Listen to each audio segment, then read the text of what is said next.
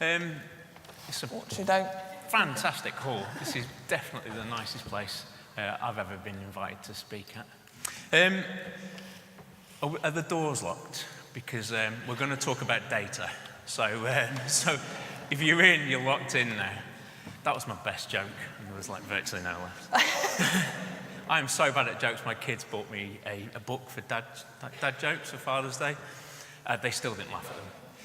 Right, so yeah, we are here to talk about data, but Ellie gets really bored with data after about 20 seconds. True story. If she can sort of last through this presentation, then you'll all be okay. We've called it Where Are All the Engineers, but it could have been Where Are All the Software Developers, Nurses, whatever. There's essentially a skill shortage in the UK, and you guys will know about it because you spend most of your life trying to find people to fill the skills shortage. Quick introduction to Ellie and I. Ellie is returning to her hometown. She's been in Manchester for a number of years, so was hastily checking the list of attendees to make sure that James from year 11 wasn't attending. It's not here. Yeah. Ellie will take you through most of the data because, frankly, she hates it and she can do it in a reasonable way. And I like it, and I'll get into way too much detail. So when it comes to consuming goods these days, we all have these fantastic things called smartphones, and we all have around 400 apps sat on them. And every time we want to do something in our lives as consumers, we use various different channels like this. And we do that because it increases the speed at which we can do things. It gives us more choice. It's way more convenient, and we save money. And as consumers, we hear those words and we instantly go and do it. So anybody who's bought anything off Amazon over the last 12 months, do you know the retailer that sold it to you? Probably not. If you buy a house on Rightmove, do you care which estate agent it's with? Definitely not. So basically what we're saying is there's a platformization, if you like, of consumer goods. And we know that this will start to make its way into the working marketplace as well. So we'll bring our consumer heads into work, and we'll start to consume, or we'll start to work in ways enabled by more platforms in the future. And there's many of them around. And why is this important for recruitment? Well, it's important because in the last 7 years, you may not have noticed, but the number of recruitment agencies in the last 7 years has doubled. So if we just said, if we were writing a Sun headline, basically we would have said there's been an explosion of recruitment agencies, and we've made it very dramatic. But it's doubled in just 7 years.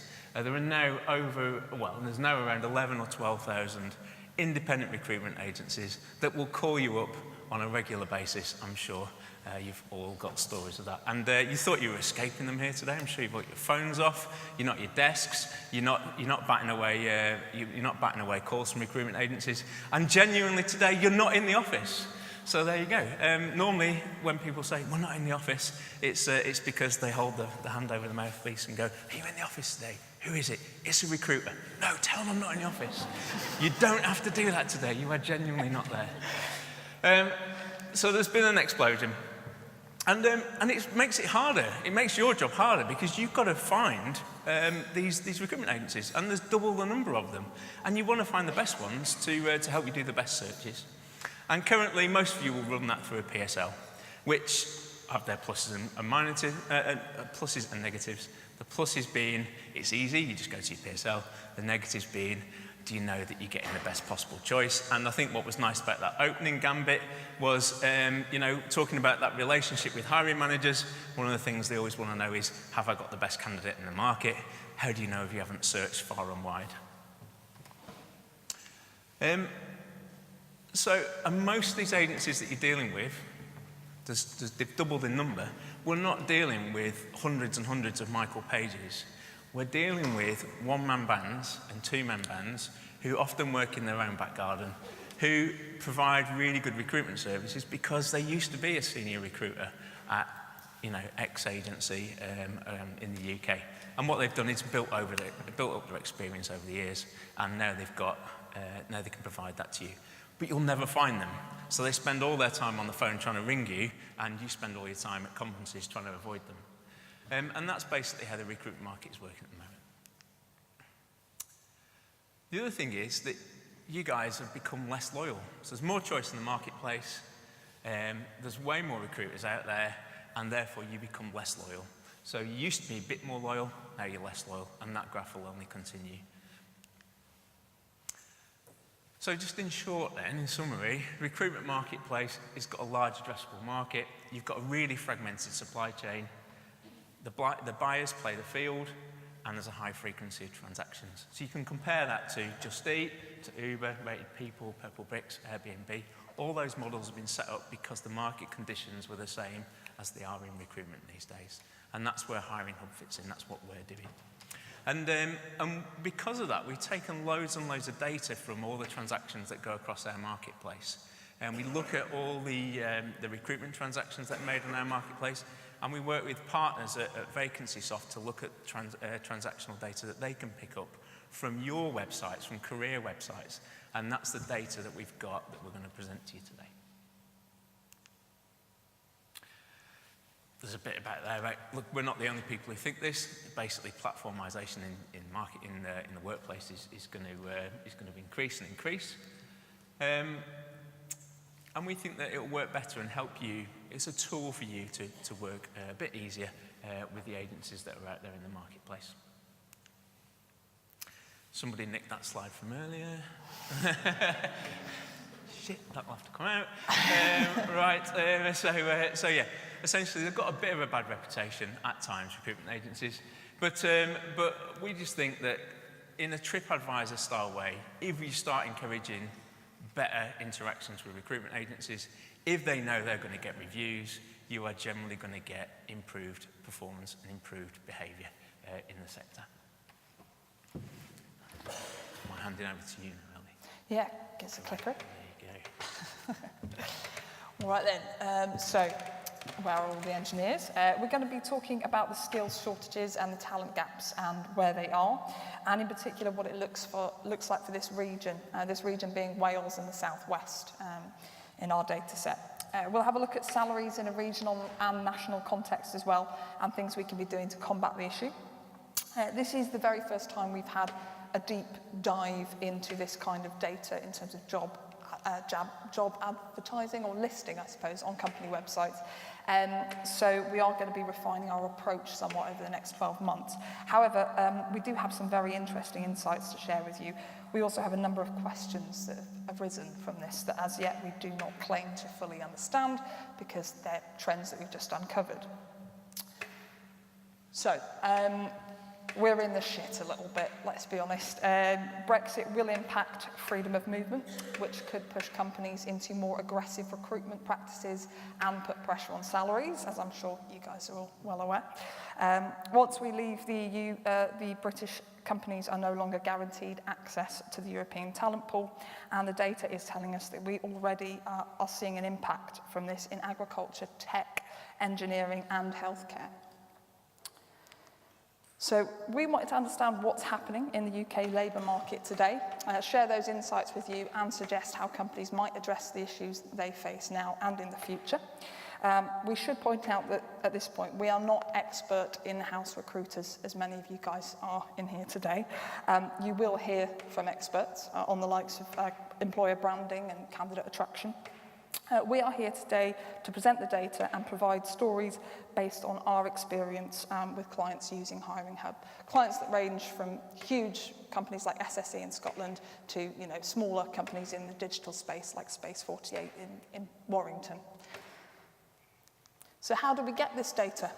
We analysed how long employers leave vacancies posted on their own websites on the premise that skills shortages first become visible by organisations struggling to fill jobs. We sourced data from around 34,000 vacancies by observing the daily careers pages of 12,000 UK companies from April to June of this year. Okay. Now, around 2/3 of these were huge corporates and 1/3 were small and medium-sized companies. The company's career sites included in the data set range from around that, but I should point out actually that there are more large companies in the southwest than there are in Wales, so the majority of the data is relevant to the southwest, which is where we are, so jobs are good. Our first cock-up / learning, I suppose, we found out there is no simple correlation between skills shortages and advertising time. So the answer to the question, do you spend a longer time advertising roles that are harder to fill, is yeah, but no, but yeah, but no. Empirically, we can announce that this isn't always the case, and there are many complex issues that impact this, basically. Some of them we can make an educated guess at, others will require more input and improved analysis over time. For context, we'll start by looking at the UK overview for the full picture. So I'm about to really get into the stats and graphs here, which you'll either find quite dull or quite titillating and exciting, really. There's no in between, but I can see you're all getting quite excited already. So. Before we have a look, any guesses at what the average vacancy advertising time on a careers page of a company website for the UK as a whole is in days? Any guesses? Sorry? Oh, it's close, that is close. I'll tell you in a minute. And what sector do you think vacancies are advertised for longest in? You'll be surprised. I think you'll be surprised at this one. And which sectors do you reckon have the shortest average vacancy advertising time, or AVAT, as I'm calling it? No. So, the average time a vacancy was visible in the UK was 17.6 days. That was close. Vacancies are listed longest in real estate, which was a surprise to me. Retail and engineering vacancies are advertised for the shortest time. Now this, I was a bit surprised by, to be honest with you. It's forecast that the UK needs an additional 20,000 engineers annually. So why are engineering jobs not advertised for longer? That is the question. So which sectors do you feel have the, in fact, we're in the Wales and the southwest, so what percentage of vacancies in the UK do you think, well, if you break it down to 7 regions, do you think the UK at Wales and southwest accounts for? Any idea? I'll stop the guessing game soon, I promise. So it's around 10% of all jobs in the UK are in Wales and the southwest. Unsurprisingly, Greater London South East account for the absolute majority, as you'd imagine. The north, where we are based, accounts for 15% of all jobs. Last guessing game, I promise. Which industry or sector do you think has the highest weekly average income? Any ideas? No guesses. So roles in the financial and insurance sectors are the highest paid. This is a bit of a sad slide, actually. The lowest paid are in arts, entertainment, and recreation. So it's a bit of a sort of cruel indictment of our society, I suppose, that those that bring the most joy are likely to be the most skint. So poor Justin Bieber, I suppose. So some key takeaways from here is that in some sectors, most notably engineering, there is no correlation between demand for skills and the time a job is advertised. The average time for a vacancy to be live on a company website correlates with the average time of days to fill a vacancy in the UK, which is around 55 days. So I guess it makes sense that between 17 and 18 days it's advertised before you go into CV sifting and the interview process. Anywhere there's sheep or sea, you'll struggle to find medical and healthcare professionals.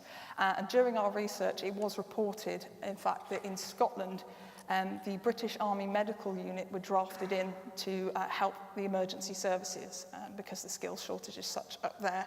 And it was actually widely reported that on one night, there was one doctor who was on call responsible for 370,000 people that night. To put that into some visual context, Ed Sheeran played to 200,000 people at Glastonbury. So imagine if he then had to examine their bunions. It's not a nice sight. The TMT sector, technology, media, telecoms, is adapting to the war for digital talent. This may get worse post-Brexit, though, because it has a heavy reliance on foreign workers. Around 13% of workers in the TMT sector are non-British. Retail jobs advertised for the fewest days, the supply of candidates is high across Britain, and the skills are often easily transferable. So, Bristol, my home, are we in the shit too? Well, here's a little regional slide here. Obviously, L and K are the areas we're looking at. Now, K actually does account for around 80% of the jobs in this particular data set as well, so I should point that out. In Wales and South West, the average vacancy was live for around 16.9 days. So that is 4% shorter than the average for the UK, so doing well there. Breaking the data for this down into two areas it's composed of shows that Wales had the average announcement time of 18 days, while in South West it was 16.7 days. Interestingly, in Wales and the South West, here we advertise for HR vacancies for around 42% longer than the UK average. This is probably due to a regional report that says there's about a 20% increase in demand for HR professionals in this region, and it takes about 26% longer advertising for medical professionals in this region as well. Now, pay in the region is also below the national average, though this is, of course, skewed by the London factor, if you like, because obviously London and South East pay is around 150% of the national average. But notably, there is managers, directors, and senior roles are significantly lower. There's nothing in the salary data that suggests the region has any competitive advantage in terms of candidate attraction either. Pay, this is crunched into industry sector rather than profession here. So pay is significantly lower for some key growth sectors like IT, finance, professional, scientific and technical, hence why the region may struggle to attract candidates from higher paying areas like London and the South East, or prevent more local candidates from commuting. So what we learned about this region, salaries are considerably lower than the national average. This is normal because of London. This issue is particularly acute for management and senior roles, not so normal. The education sector is struggling, and this is felt worse in Wales. Healthcare wages are good, but supply of talent is not so good. And there's been a 20% increase in HR vacancies in the region, which may explain why these roles are advertised for longer. So we're here to present some data from our marketplace, and as I've mentioned, we are by no means experts. But here are a few things we would consider doing. So I'm preaching to the choir here, I'm sure, but increase attractiveness of your vacancies in a competitive market by focusing on employer brand and candidate experience. Take advantage of lack of local salary competition and high demand skill sets. Target recruitment marketing activity and budget on specific roles that are advertised for longer periods. And review use of temp v perm employees on high skill in demand roles. You can also market the benefits of employment close to home versus commuting, which I'm sure you're all aware of. But you can also big plug here, cute pictures of animals always go down well, thanks Natasha. So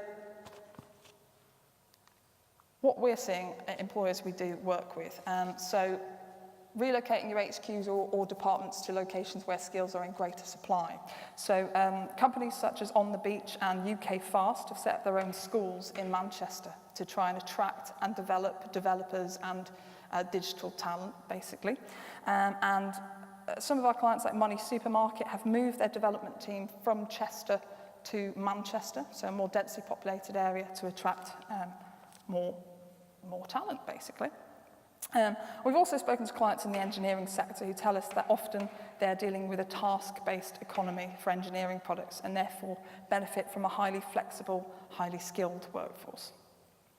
You can review pay and benefits across the company. Of course, that does need to be done nationally and not just regionally. And this one, of course, coaching, hiring managers on availability of skills. I'm sure I'm preaching to the choir here, but at Hiring Hub, a number of SMEs that we work with will come to us and liaise with us for advice on salaries and role conditions before they go live to the marketplace. In fact, one such employer called MI3, who are a medical devices and instruments manufacturer based in Blackburn. Sure, you've all heard of them. So they will always liaise with our team and also with our national network of recruiters on salaries, benefits, conditions before the role goes live to the marketplace, which is good. You can also obviously look at employer brand through the lens of an applicant. There'll be lots of discussions around the candidate journey and the candidate experience, I'm sure. Improve website, ensure it's mobile optimized, absolutely. Use events and community engagement to support the brand, things like this. Train and upskill current workforce and develop apprenticeship programs. Now, Co-op are doing this at the moment. Most inventively in their funeral care department. They're actually recruiting apprentice funeral directors because, ironically, they are a dying breed. So come and talk to us. We'd love to hear what you're doing to tackle the skills shortages. We'll have discussions afterwards, I'm sure, but we want to know what people are doing, what they're up to, if they want to know more about our suggestions. Absolutely. Also, our full report should be available in around a fortnight's time. So do come and drop your business card off in this little fishbowl over here. Now, I know business cards have fallen out of favour a bit recently, so a lot of people don't carry them. All we'd need is your name, your company, and your email address, and we'll email you the full report. But you also enter into a raffle to win one of these lovely, modelled by Natasha here, these delicious bottles of booze, which are looking pretty good right now. So thank you, Bristol.